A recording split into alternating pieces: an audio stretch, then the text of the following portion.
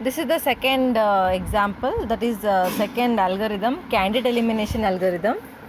The candidate elimination algorithm is going to consider both the samples, that is positive and negative samples. So in this case we have two boundaries. The first boundary is a specific boundary, S. The second boundary is a general boundary. So we will be starting from top. Top is the specific boundary, bottom is the general boundary. We are going to process both of them together and reach to a particular hypothesis on both the sides and combine those hypotheses to get one proper hypothesis. So convergence of those two will result into a single hypothesis, or it may be multiple also, which can act as a hypothesis for the machine. I missed telling about the hypothesis. The hypothesis is nothing but something the machine uses to make decisions. For example, here you have the hypothesis small question mark circle, right? So it is going to return as yes if the first attribute is small and second attribute is any value and third attribute is circle. So first and last should be compulsorily small and circle. Middle one can be any value. That is a hypothesis. So whatever outcome it comes up with, it is going to follow that and then give the outcome. If it is not satisfying any of the attribute, then any one of the attribute, it is going to return as false or no. So in this example, just they have given color, size and shape. It is with respect to the emojis, that is smileys. So for that they have given whether it is the smiling or not example it is. If it is yes, it is smiling. If it is no, it is not smiling. So the first sample in this table is big red circle, which says it has no. If it is find S, actually find S is nothing but the find specific algorithm. So we will be finding a specific sample. Here in this case we are going to find the hypothesis based on both specific and general boundaries.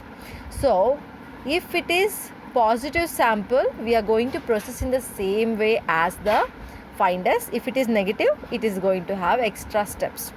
At each step, whenever you add one hypothesis, you are going to check whether it is consistent with the existing hypothesis. If it is, then okay. Otherwise, we are going to eliminate some of the hypotheses which are not consistent. So if we go for this example, big red circle is having no as the outcome. If it is negative sample, we are going to deal with the general. As you can see here, we have entered small blue triangle set as a hypothesis. Now, how we have taken here? As you can see, size is having big and small as the values. Overall sample. Color is having red or blue and shape is having circle or triangle. So in this case, if it is big, for big the sample says the outcome is no. Obviously it should be small. So the first sample is going to take first attribute as small and any other parameters as any value. When you see in the sample, second parameter is having red. For red we have no as the outcome, which is the available value, it is blue. So we are going to add the hypothesis with blue in the second parameter. First and third may be anything. And in the sample for the third attribute, for circle it is no. So the available one is triangle. So we are going to add the third hypothesis with the triangle. So question triangle means first two may be anything and third should be triangle. Why we have taken independent means we cannot make a single hypothesis with a specific value, as it may turn on having a single hypothesis. So combinations we have to take. It may be small with any value, blue with any value, triangle with any value, because the machine will not know whether it is the combination of all the three or any one or any two. So it's going to take starting with the single attribute. And then again, if you go to the table, the second sample says small red triangle as no, which is nothing but there is a conflict. For big it was no, and also for small it is telling it as no. And here it is for red in both the samples, first and second it is no. And shape, third one, that is circle and triangle also no. So as you can see, there is a conflict. First we can write down the combination. So now here Since in both the cases red is having the common value, that is color is having red as the common value, so we can make a combination of that. So where we are going to get this conflicted no output when we change the attribute value, that is the question mark here. So since red is unchanged, the second hypothesis that we have in the first iteration, it stays as it is, that is question blue question. Remaining one we are going to make a combination. So we have already set up first attribute's hypothesis as small with any value, right? So we are going to write two possibilities. Either small with the blue color is yes, or small with the circle is yes. So what was the allowable value here? That is small with blue we cannot change, so we are going to leave it as it is. So either small with blue may be S, because small is agreed as S in the previous sample and blue is also agreed as S in the previous sample. And the second case, small with the circle, it is going to take the available value with the third parameter. Already we have the third parameter's triangle value, so we will be writing with the circle. So then again second one as it is, third one again combination. Either it is triangle with the flipped value of the first parameter, that is big. So what is the first parameter in the second sample? It is small. Its flipped value is big. So either triangle with big is true or triangle with blue is true. So those things will be writing. Are you? I think you are following it. So you are going to have the first set, that is small question will be changed to already blue is allowable value from the two samples. So either small with blue is true, otherwise small with flipped value of third parameter. Third parameter in the second sample is triangle, its flipped value is circle, so small with circle. Same rule follows for the third hypothesis in the first iteration. Either triangle with blue is true or triangle with flipped value of first parameter is true, that is first parameter is small in the second sample, flipped value of small is big. So that will be changed here. Now we are supposed to check for the consistency of the samples. As you can see, parallelly the specific boundary is unchanged. Because we are finding the negative samples, we will not be changing anything in the specific boundary.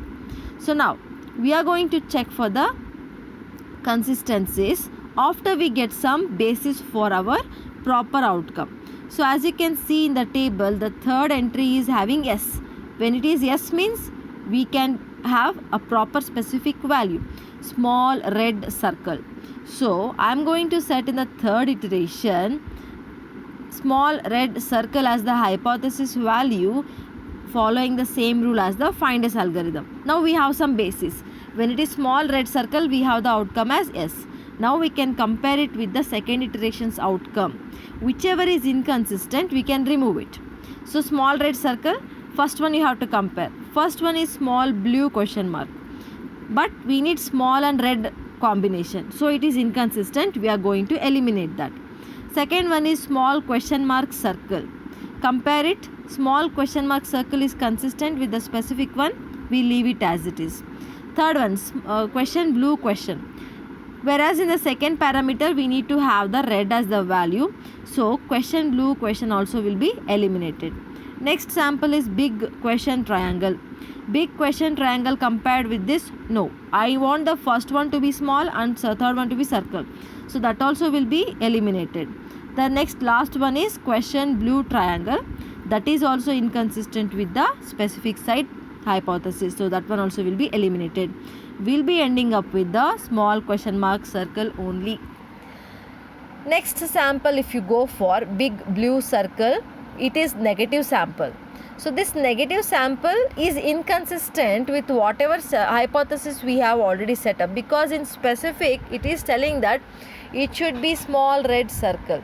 So the fourth sample will be inconsistent with whatever hypothesis we have set up. Both the hypothesis, or you can take the general hypothesis because it is no. Small question mark circle, if you compare it with the fourth sample big blue circle, it is inconsistent. First parameter is big in the sample, but hypothesis is saying that it should be small. So it is said to be inconsistent with the given sample set. Then we'll move on to the fifth one, which is small blue circle. It is yes. When small blue circle is taken, as you can see in the previous yes parameter, you have red as the second value, and the last one it is blue as the parameter. So we can set it as question mark. So small question mark circle will be the output in the specific side. So we end up with these two rules in on both the sides. On converging, we'll get the same rule. If we have different parameters, different attributes set as a value in the hypothesis, we are just going to create the combination of those. That is, at each step one combination will be made and rule will be obtained. You can see in the samples that I have sent. So this is how the candidate elimination works.